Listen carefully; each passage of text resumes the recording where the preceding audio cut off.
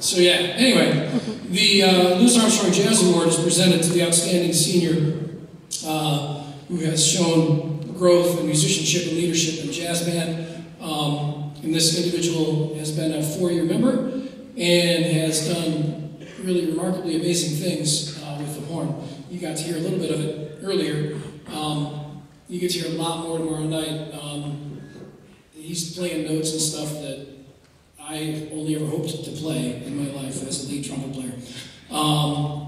He's going to go on tour this summer with the Blue Lake Fine Arts Camp International Jazz Orchestra, and this year was named honorable mention to the Michigan All-State Jazz Orchestra, and last year played lead trumpet in the Michigan All-State Jazz Orchestra.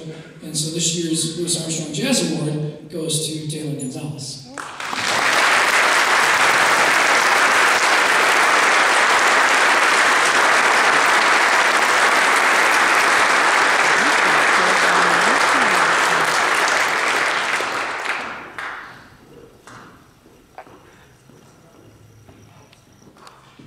Finally, I'd like to just say thank you to these seniors. Each year it seems that the senior class brings something different to the table.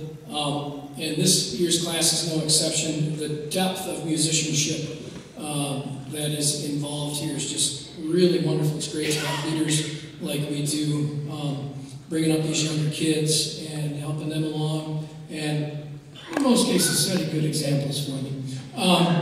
You know, not always, but anyway, I'd really like to thank them for their 4 years. I used to add up all the hours and days and months they spent doing stuff, and yeah, it's a lot. So please, one more round of applause for the seniors of 2013.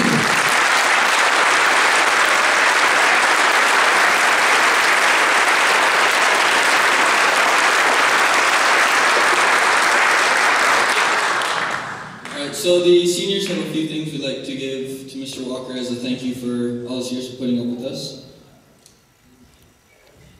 This ought to be the first thing, if you have not been in Walker's office before, he has a white wall that's full of the pictures of all the senior classes that have graduated. And it's kind of the joke that once he fills the wall with the pictures, he gets to retire. So we, of course, got him his picture so that he can retire in a timely manner.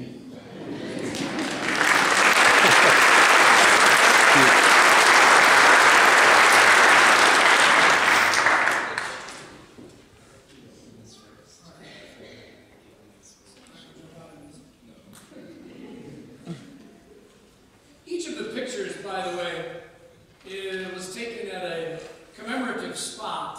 This one is in the columns, which for years now has been the Monday night tradition after rehearsal. So that's pretty cool. Thank you. Continue? Yeah, all right.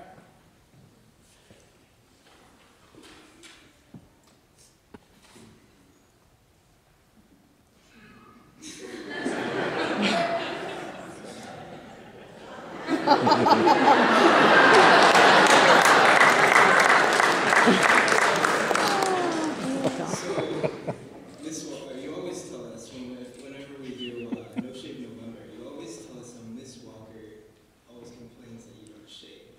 So the freshman section came up with an idea and a solution. So you can still shave and still have a beard.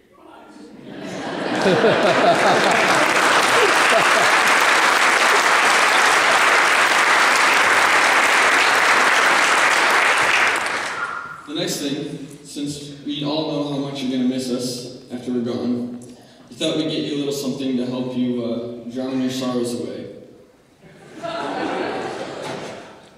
So we got you a case of Diet Coke.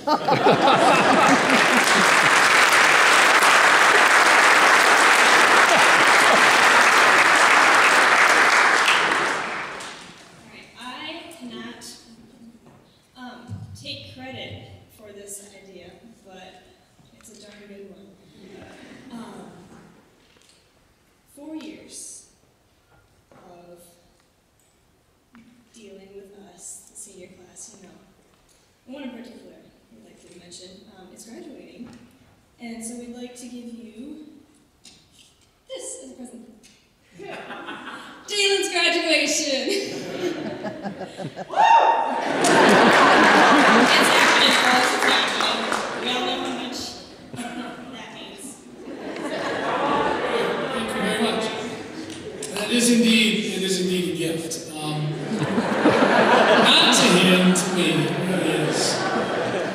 is. It has been a wonderful 4 years dealing with all of you, dealing with some of you more than others, but anyway, that doesn't need to be discussed at this point.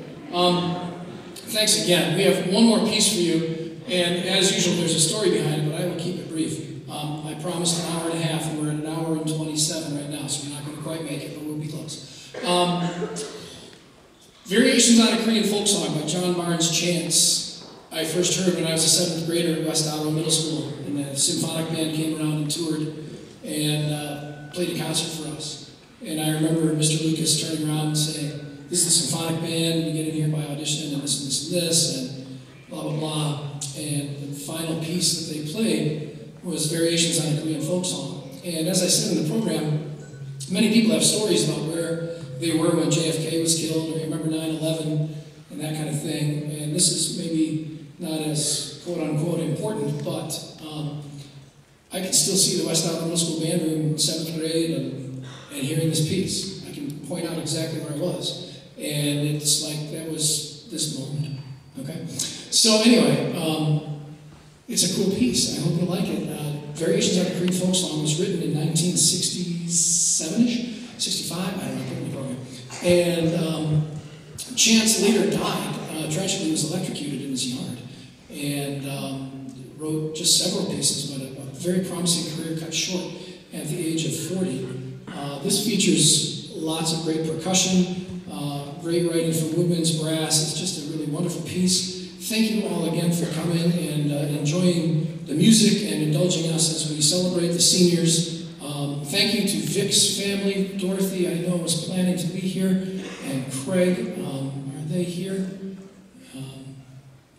Here we are, yeah, Dorothy and Craig and the family. Thank you so much for everything from when I was a kid. Dorothy traveled, remember State Solo and Ensemble about 30 years ago or so, Dorothy? And she traveled from Kalamazoo and got caught in a major snowstorm, had to stop somewhere. She was my piano accompanist for all those years. And coming back from Western Michigan University at State Solo and Ensemble, we got snowed in and I was stuck in Kalamazoo and she made it to Hamilton, and some great memories. So thank you all very much for that. Thank you all for letting us share with you those memories and these good times, and some more music. Variations on a Korean Folk Song.